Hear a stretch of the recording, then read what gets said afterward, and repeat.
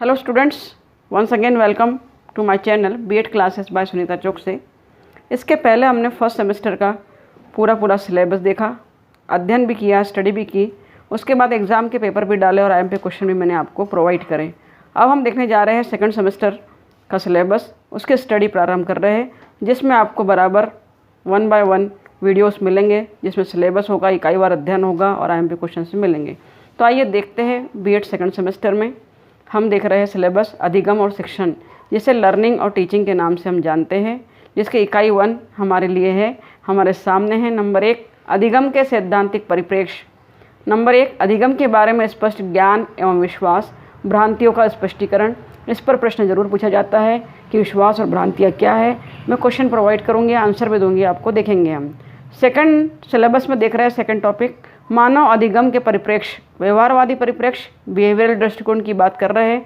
परिप्रेक्ष्य में परिस्थिति आदर्श कंडीशन की बात कर रहे हैं।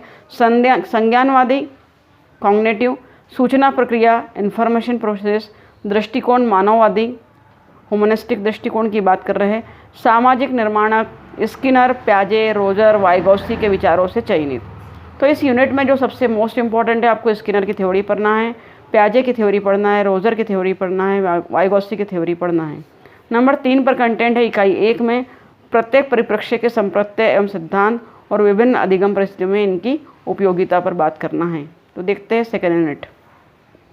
इकाई 2 में आप देखने जा रहे हैं लर्निंग एंड टीचिंग का सिलेबस देख रहे हैं, बीएड सेकंड सेमेस्टर का देख रहे हैं। अधिगम में अधिगमकर्ता की भूमिका। नंबर 1, विभिन्न अधिगम परिस्थितियों में अधिगमकर्ता की भूमिका जो विभिन्न सैद्धांतिक परिप्रेक्ष्य में हो। तो कैसे, तो हम देखेंगे। शिक्षण अधिगम परिस्थितियों में शिक्षक की भूमिका। एक शिक्षक की भूमिका पर प्रश्न जरूर पूछा जाता है। नंबर 1 में देख सकते हैं ज्ञान का प्रेषक। ज्ञान के प्रेषक के रूप में शिक्षक की क्या भूमिका है बताना है। एक आदर्श शिक्षक कैसा होता है वो बताना है। किस प्रकार इस पर प्रश्न पूछे जाएंगे मैं ज़रूर आपको प्रोवाइड करूँगी वीडियोस में, इसलिए देखते रहना, वीडियोस को लगातार बने रहना हमारे साथ। सब में देखते हैं सुविधादाता, मध्यस्थ या मार्गदर्शक की भूमिका कैसे एक शिक्षक निभाता है, और साथ ही साथ सह अधिगमकर्ता अधिगम की विभिन्न मनोवैज्ञानिक परिप्रेक्ष्य के संबंध में छात्रों की समझ को कैसे विकसित करता है, इस पर बात करना है। नंबर 3 पॉइंट देख रहे हैं, अधिगम ज्ञान के निर्माण के रूप में एवं अधिगम ज्ञान ग्रहण और प्रेषण के रूप में, इन दोनों में अंतर बताना है। तो किस प्रकार इस विषय पर प्रश्न आएंगे हम देखेंगे। आइए चलते हैं आगे। 3 में निर्माणवादी परिप्रेक्ष्य में अधिगम, सामाजिक निर्माणवादी परिप्रेक्ष्य की बात कर रहे हैं। ब्रूनर एवं आशुबेल के परिप्रेक्ष्य में और वाइगोत्स्की के विचारों का अनुप्रयोग। तो इकाई 3 में अगर हम बात करें तो ब्रूनर एवं आशुबेल के सिद्धांत को जरूर पढ़ना है, जो कि मैं डिटेल में आपको एक्सप्लेन करूँगी। सुविधाजनक ज्ञान निर्माण की प्रक्रियाओं की समझ, ये क्या होती है, इस पर हम बात करेंगे। प्रयोगात्मक अधिगम और विमर्श, सामाजिक माध्यम, संज्ञानात्मक विनिमयता, स्थिर अधिगम और संज्ञानात्मक प्रशिक्षण, बहुसंज्ञान, मेटाकॉग्निजन, सुविधाजनक अधिगम वातावरण का निर्माण करना, शिक्षक का व्यवहार, अपेक्षाएं, अभिप्रेरणा, सकारात्मक संवेग, स्वप्रवीणता, सहभागी और स्वसंचालित अधिगम, इसको हम अध्ययन करेंगे डिटेल में।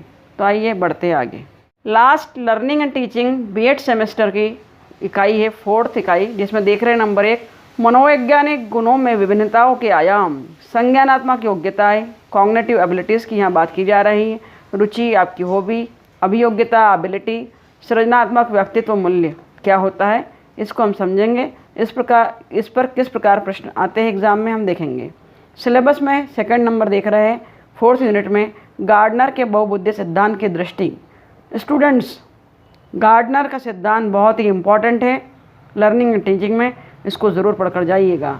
इसके अलावा पूर्व प्रभावी शिक्षण शैलियों के अनुसार अधिगमकर्ताओं में अंतर के शैली और स्टाइल के आधार पर लर्नर्स में क्या डिफरेंसेस होते हैं, उसका भी अध्ययन हम करेंगे।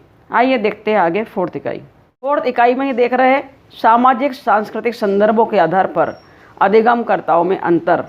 सामाजिक सांस्कृतिक संदर्भों के आधार पर अधिगमकर्ताओं में अंतर बताना है। साथ ही अधिगमकर्ता की यह भाषाओं का प्रभाव और अनुदेशन की भाषा का प्रभाव भी बताना है, और सांस्कृतिक मूल्यों का प्रभाव।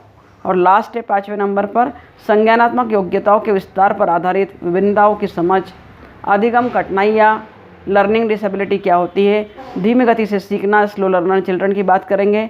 पठन अयोग्यता, बौद्धिक न्यूनता या मानसिक विभिन्नता, ये सारे टॉपिक बहुत ही इम्पोर्टेंट से एग्ज़ाम के पॉइंट ऑफ व्यू से, क्योंकि एग्ज़ाम में ज़रूर मानसिक मंदता, पठन अयोग्यता, धीमी गति से सीखना, इस पर प्रश्न पूछे जाते हैं। साथ ही साथ व्यक्तित्व विभिन्नताओं की व्यवस्था के लिए अनुप्रयोग न्यूनता, परिप्रेक्ष्य की तुलना में अंतर की दृष्टि से। तो व्यक्तिगत विभिन्नताएं क्या क्या होती है, इंडिविजुअल डिफरेंसेस क्या क्या होते हैं स्टूडेंट्स में, उस पर भी हम बात करेंगे। तो स्टूडेंट्स, ये था बीएड सेकंड सेमेस्टर का compulsory subject learning and teaching, जिसे हम अधिगम तथा शिक्षण के नाम से जानते हैं। उसका सिलेबस, इसको सिलेबस के हिसाब से ही इकाईवार 1 बाय 1 टॉपिक को लेकर हम अध्ययन करेंगे, स्टडी करेंगे। इसलिए हमारे चैनल को देखते रहिए, बने रहिए, और कोई क्यूरी हो तो आप कमेंट बॉक्स में लिख सकते हैं। Thank you very much for watching my videos. Thank you very much.